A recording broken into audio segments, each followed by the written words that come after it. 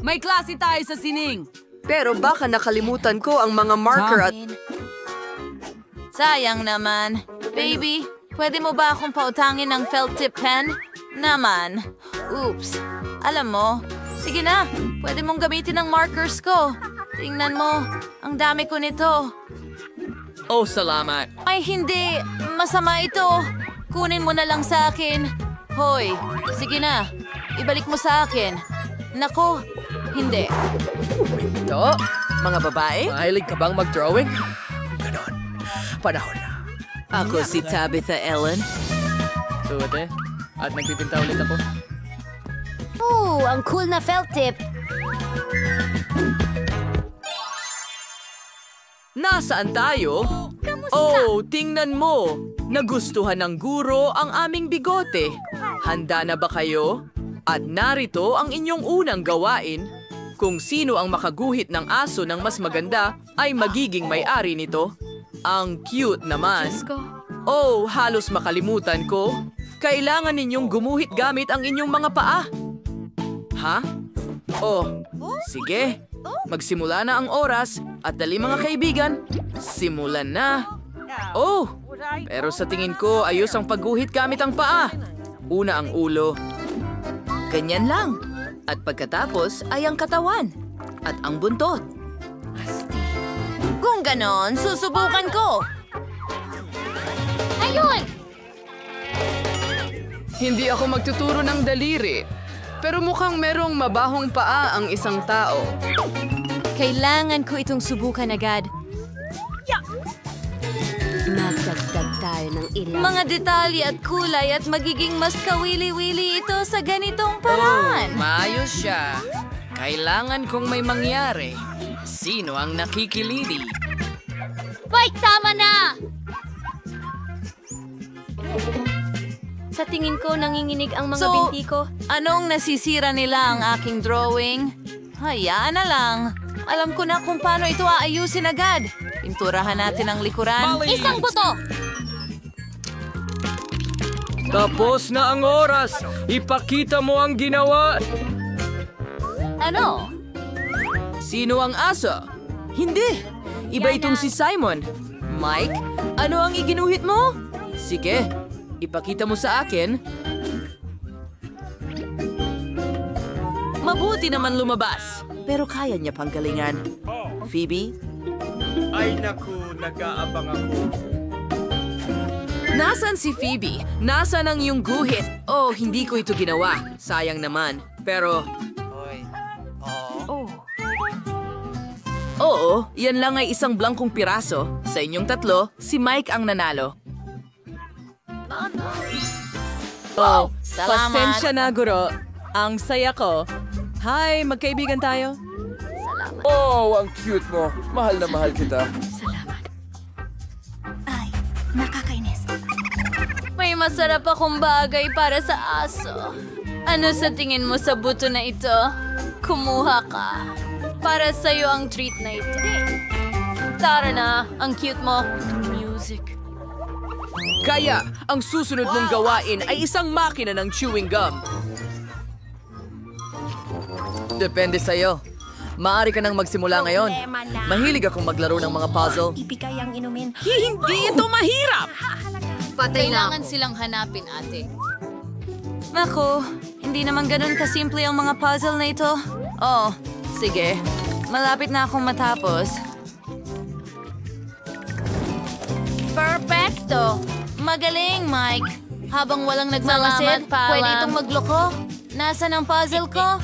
Nako!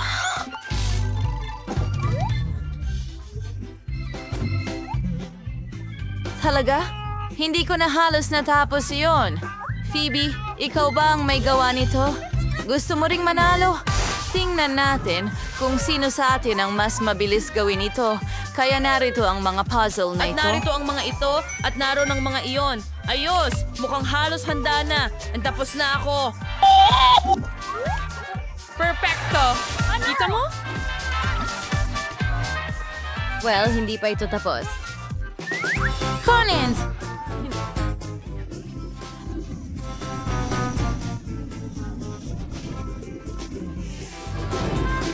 Haha, iyon ang gusto ko. Ngayon ang tagumpay ay magiging akin. Perfecto. Nagawa ko. Sandali, may hindi ba akong napansin? Sige. Hindi! Nauubos na ang oras! Mas mabilis, Mike. Kumusta na kayo, mga kasama? Dumating na ang wakas. Ipakita mo sa akin ang mga salita mo. Stephanie, halika na. Ipakita mo. Mukhang nagkaroon ng sunog dito. Sige. Mike, ikaw na ang susunod. Siyempre, naipon mo ang aparato, pero hindi mo natapos ang palaisipan. Hindi. Tapos na ang trabaho. Oh, wow. Mahusay na trabaho, Phoebe. Napaka-perfecto nito. Heto ang iyong premyo. Hindi ito patas. Talagang gustong-gusto ko ang ngumunguya ng bubblegum. Ang tamis at sarap nila.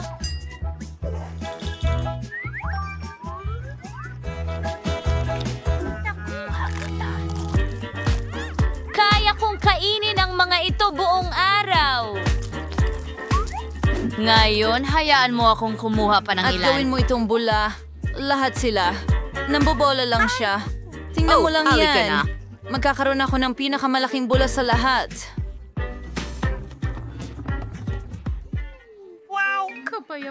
May naisip ako. Mike, naiintindihan mo ba ako? Siyempre!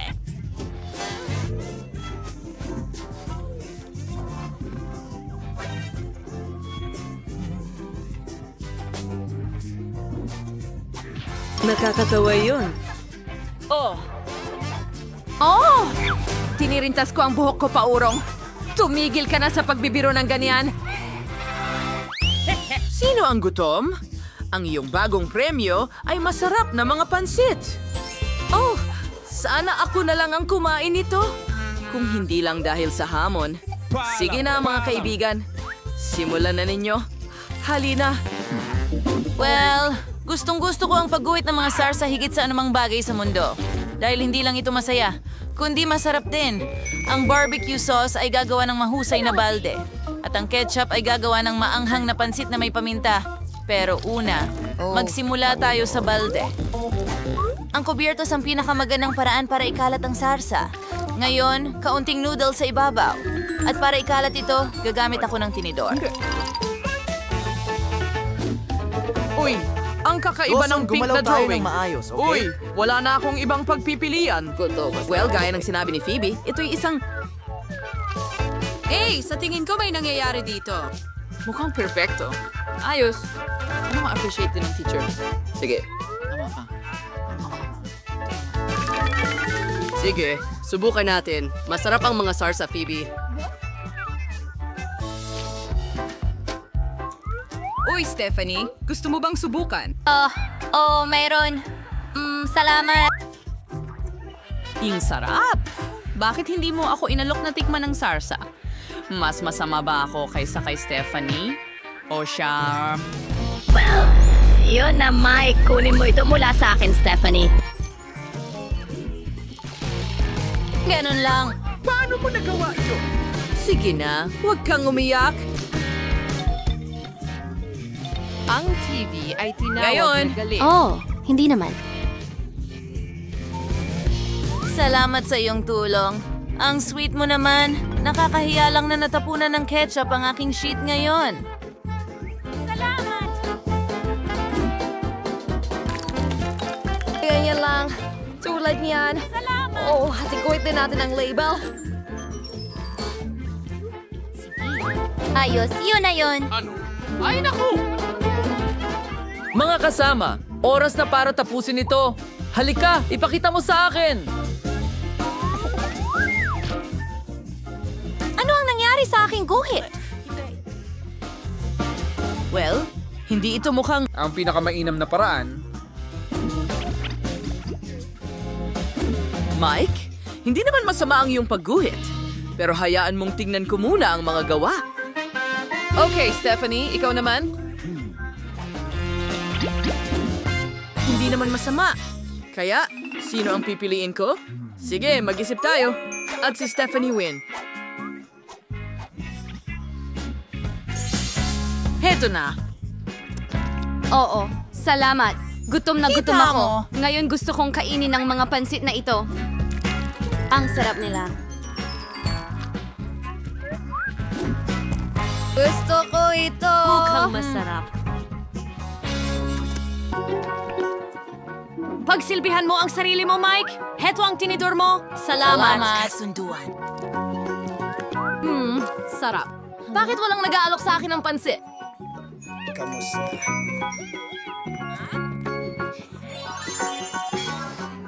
Well, hindi inaasahan yon at talagang kaaya-aya. Anong nangyayari? hindi. Hoy! Sandali lang. Saan ko ito nilagay? Nasaan ang presyo? Oh, narito ito. Ito ay isang Tama itlog. Kailangan ito. Maliban kung maaari kong i-propose kay Stephanie. Sa tingin ko siya ay... Bakit ako? Napakabughaw. Ano pang hinihintay mo? Tara na, mag-drawing na tayo. Palagi kong pinangarap ang ganitong sing-sing, lalo na kung may Ruby. Kailangan nating subukan manalo. Hindi naman kailangan ni Mike ng sing-sing, pero si Stephanie ay seryosong kalaban. Sige. Oh, sayang naman. Hindi ko talaga alam kung paano mag-drawing ng mga sing-sing. Sabi ko na sa'yo, bangungot lang ito. Kailangan kong magsimulang muli. Oh, balik ko na naman. Magaling na magaling siya. Hindi ko pwedeng palampasin ang pagkakataon. Hoy! Hoy! Pasensya na, pero nakikita mo ba yan? Pasensya na, kailangan kong manalo. Hindi ko makita kahit ano. Hoy, Mike! Ano iyon?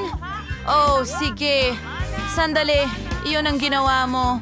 Hindi ko inaasahan ang ganong setup mula sa'yo. Sandali, ano ang mali sa kawali ko? Kung ganun ang usapan, kunin mo ito sa akin.